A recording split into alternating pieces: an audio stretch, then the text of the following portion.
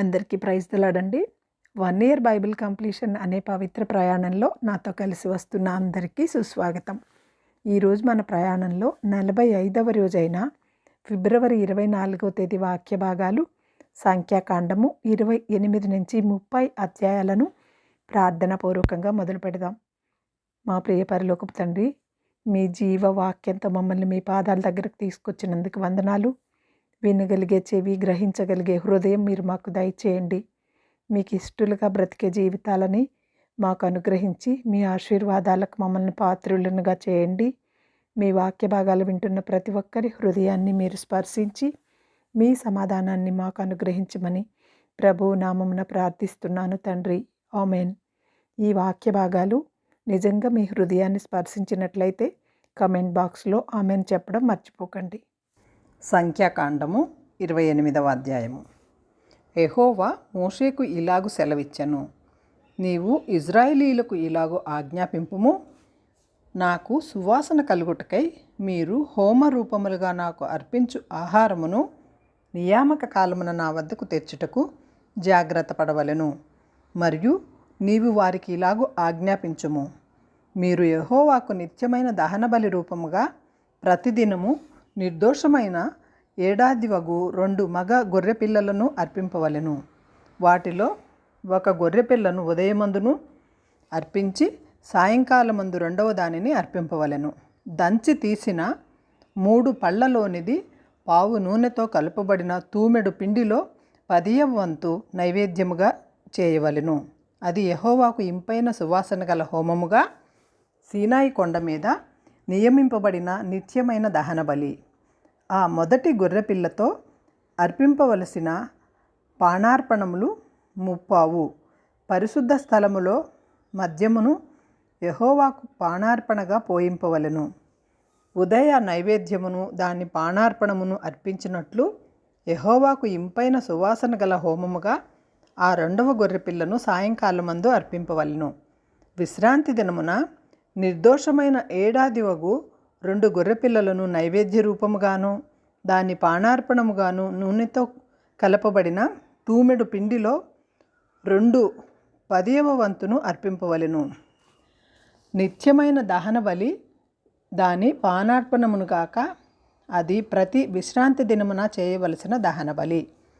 నెలకు మొదటి దినమున యెహోవాకు దహన బలి అర్పింపవలెను. 2 కోడెదూడలను 1 పొట్టేలును నిర్దేశమైన ఏడాదివగు 7 గొర్రెపిల్లలను వాటిలో ప్రతి కోడెదూడతోనూ నూనెతో కలపబడిన తూముడు పిండితో 3/10వ వంతును నైవేద్యముగా ఒక్కొక్క పొట్టేలుతోనూ నూనెతో కలపబడిన తూముడు పిండితో 2/10వ వంతుల నైవేద్యముగాను ఒక్కొక్క గొర్రెపిల్లతో నూనెతో కలపబడిన తూమెడు పిండిలో 1/10వ వంతును నైవేద్యముగాను చేయవలెను. ఇది యెహోవాకు ఇంపైన సువాసన గల దహన బలి. వాటి పానార్పణములు ఒక్కొక్క కోడెతో 10.5 ద్రాక్షారసమును, పొట్టేలుతో 10 గొర్రెపిల్లతో 30 ఉండవలెను. ఇది సంవత్సరములో మాసమునకు జరగవలసిన దహన బలి. నిత్యమైన దహన బలియు దాని పానార్పణమును కాక 1 మేకపిల్లను పాప పరిహారార్థ బలిగా యెహోవాకు అర్పింపవలెను. మొదటి నెల 14వ దినమున యెహోవాకు పస్కా పండుగ. ఆ నెల 15వ దినమున పండుగ జరుగును. 7 దినములు పొంగని భక్ష్యములనే తినవలెను. మొదటి దినమున పరిశుద్ధ సంఘము కూడవలెను. అందులో మీరు జీవనాపాది అయిన పనులేమీ చేయకూడదు.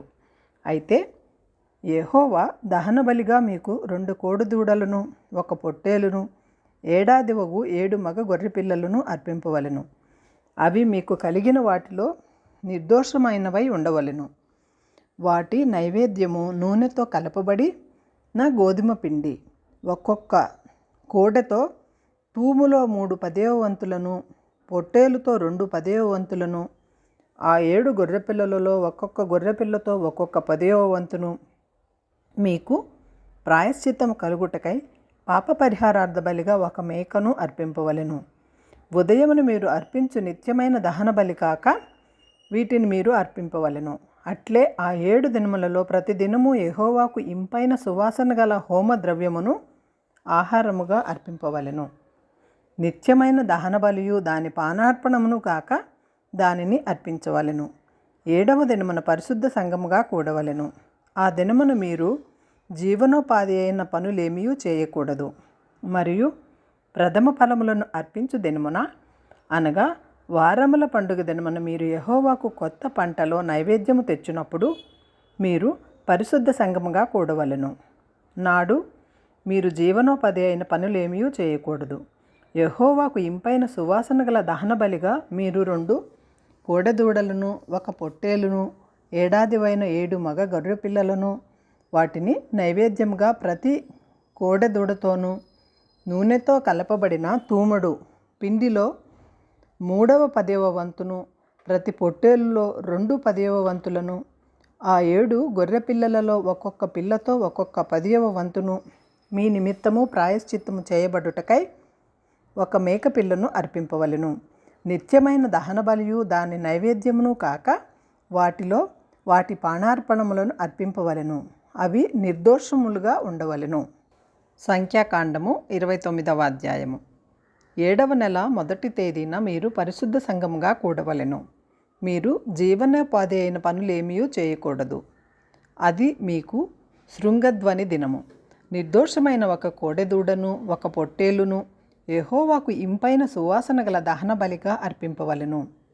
వాటి విధి ప్రకారము అమావాస్యకు అర్పించు దహన బలియు దాని నైవేద్యమును, నిత్యమైన దహన బలియు దాని నైవేద్యమును, వాటి పానార్పణమును కాక మీరు నిర్దోషమైన ఏడాదివగు 7 మగ గొర్రె పిల్లలను యెహోవాకు ఇంపైన సువాసనగా గల దహన బలిగా అర్పింపవలెను.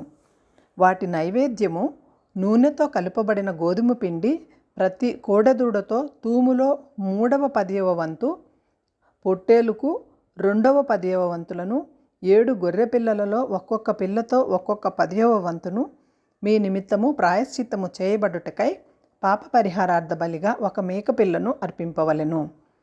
ఈ 7వ దినాల 10వ దినమున మీరు పరిశుద్ధ సంఘముగా కూడవలెను. అప్పుడు మిమ్మును మీరు దుఃఖపరుచుకొనవలెను. ఏ పనియు చేయకూడదు.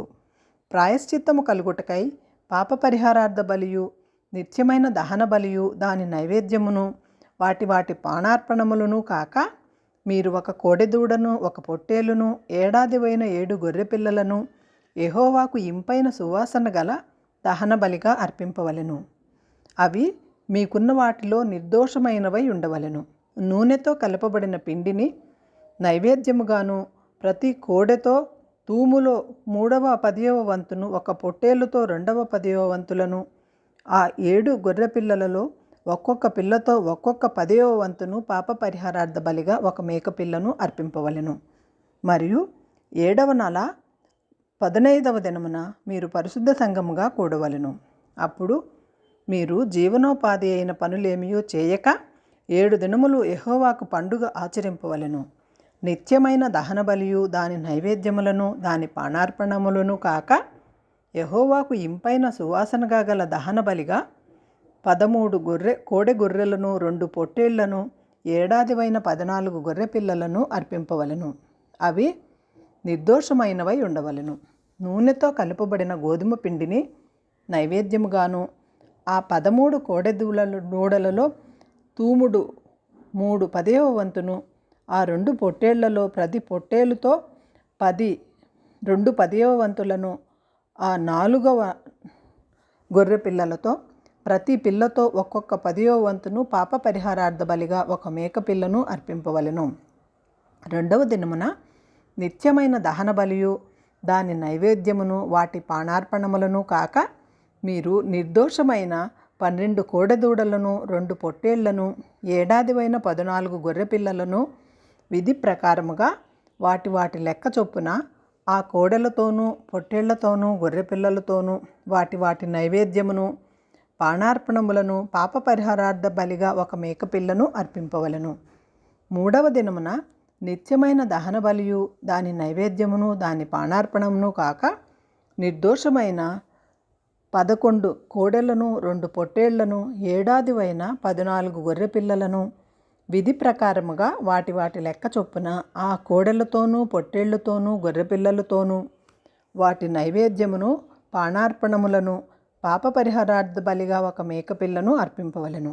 4వ దినమున నిత్యమైన దహన బలియు దాని నైవేద్యమును పానార్పణముగా ఒక నిర్దోషమైన 10 కోడెలను 2 పొట్టేళ్లను ఏడాదివైన 14 గొర్రెపిల్లలను విధి ప్రకారముగా వాటి లెక్క చొప్పున ఆ కోడెలతోనూ పొట్టేళ్లతోనూ గొర్రెపిల్లలతోనూ వాటి నైవేద్యమును పానార్పణములను పాప పరిహారార్థ బలిగా ఒక మేకపిల్లను అర్పింపవలెను. 5వ దినమున నిత్యమైన దహన బలియు దాని నైవేద్యమును పానార్పణమును కాక నిర్దోషమైన 9 కోడెలను 2 పొట్టేళ్లను ఏడాదివైన 14 గొర్రెపిల్లలను విధి ప్రకారముగా వాటి లెక్క చొప్పున ఆ కోడెలతోనూ పొట్టేళ్లతోనూ గొర్రె పిల్లలతోనూ వాటి నైవేద్యములను పానార్పణములను పాప పరిహారార్థ బలిగా ఒక మేకపిల్లను అర్పింపవలెను. 6వ దినమున నిత్యమైన దహన బలియు దాని నైవేద్యములను పానార్పణములను కాక నిర్దోషమైన 8 కోడెలను 2 పొట్టేళ్లను ఏడాదివైన 14 గొర్రెపిల్లలను విధి ప్రకారముగా వాటి లెక్క చొప్పున ఆ కోడెలతోనూ పొట్టేళ్లతోనూ గొర్రె పిల్లలతోనూ వాటి నైవేద్యమును పానార్పణమును పాప పరిహారార్థ బలిగా ఒక మేకపిల్లను అర్పింపవలెను.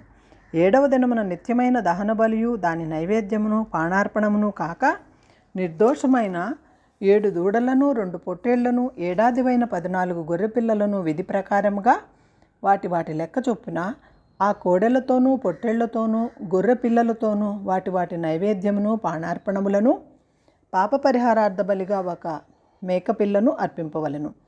8వ దినమున మీకు వ్రతదినముగా ఉండును.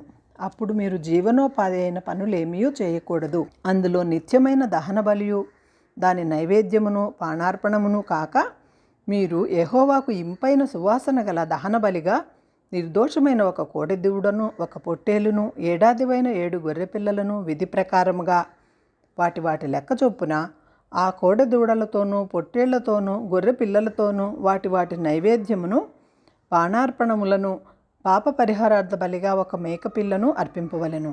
మీ మొక్కుబళ్లను మీ స్వేచ్ఛార్పణములను మీ దహన బలులను మీ నైవేద్యములను మీ పానార్పణములను మీ సమాధాన బలులను కాక వీటిని నియామక కాలములందు యెహోవాకు అర్పింపవలెను.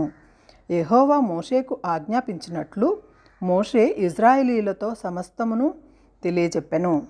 సంఖ్యాకాండము 30వ అధ్యాయము. మోషే ఇజ్రాయేలీల యొక్క గోత్రాధిపతులతో ఇట్లనెను. ఇది యెహోవా ఆజ్ఞాపించిన సంగతి. ఒకడు యెహోవాకు మొక్కుకునిన ఎడల లేక తాను బద్ధుడనగుటకు ప్రమాణము చేసిన ఎడల అతడు తన మాట తప్పక తన నోట నుండి వచ్చినదంతయు నెరవేర్చవలెను.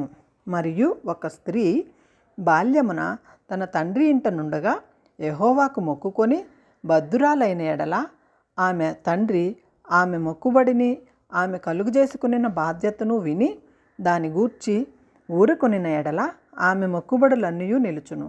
ఆమె తాను బద్ధురాలగుటకు పెట్టుకునిన ఒట్టు నిలుచును. ఆమె తండ్రి వినిన దినమున ఆక్షేపణ చేసిన ఎడల ఆమె మొక్కుబడులలో ఏదియూ ఆమె తల మీద పెట్టుకొనిన బాధ్యతలలో ఏదియూ నిలవకపోవను. ఆమె తండ్రి దానికి ఆక్షేపణ చేసిన గనుక యెహోవా ఆమెను క్షమించును. ఆమెకు వివాహమైన తరువాత ఆమె మొక్కుకొనిన మొక్కుబడులైనను నిరాలోచనగా ఆమె తన మీద పెట్టుకొనిన ఒట్టులైనను ఆమె మీద నుండుట ఆమె భర్త విని దానిని గూర్చి వినిన దినమున అతడు ఊరకుండుట తటస్థించిన ఎడల ఆమె మొక్కుబడులను ఆమె తన మీద పెట్టుకొనిన ఒట్టును నిలుచును. ఆమె భర్త వినిన దినమందే ఆక్షేపణ చేసిన ఎడల అతడు ఆమె మొక్కుకొనిన మొక్కుబడిని ఆమె నిరాలోచనగా తన మీద పెట్టుకున్న ఒట్టులను రద్దు చేసిన వాడగును. యెహోవా ఆమెను క్షమించును. విధవరాలు గాని విడువబడినది గాని తన మీద పెట్టుకొనిన ప్రతి మొక్కుబడి నిలుచును. ఆమె తన భర్త ఇంట ఉండి మొక్కుకుని ఎడలనేమి ప్రమాణము చేసి తన మీద ఒట్టు పెట్టుకునిన ఎడలనేమి తరువాత ఆమె భర్త విని దాని గూర్చి ఆక్షేపణ చేయక ఊరుకుండిన ఎడల ఆమె మొక్కుబడులన్నీ నిలుచును. ఆమె తన మీద పెట్టుకొనిన ప్రతి ఒట్టును నిలుచును. ఆమె భర్త వినిన దినమందే వాటిని బొత్తుగా రద్దు చేసిన ఎడల ఆమె మొక్కుబడులను గూర్చియు ఆమె మీద ఒట్టును గూర్చియు ఆమె పలికినదేదియూ నిలువక పోవును. ఆమె భర్త వాటిని రద్దు చేసిన కనుక యెహోవా ఆమెను క్షమించును. ప్రతి మొక్కుబడిని తాను దుఃఖపరుచుకొందుననియు ప్రమాణపూర్వకముగా తన మీద పెట్టుకొనిన ప్రతి బాధ్యతను ఆమె భర్త స్థిరపరచవచ్చును, రద్దు చేయవచ్చును. అయితే ఆమె భర్త నానాట దాని గూర్చి ఊరుకొనుచూ వచ్చిన ఎడల వాడు ఆమె మీదనున్న ఆమె మొక్కుబడులన్నింటినీ ఆమె ఒట్టులన్నింటినీ స్థిరపరిచిన వాడగును.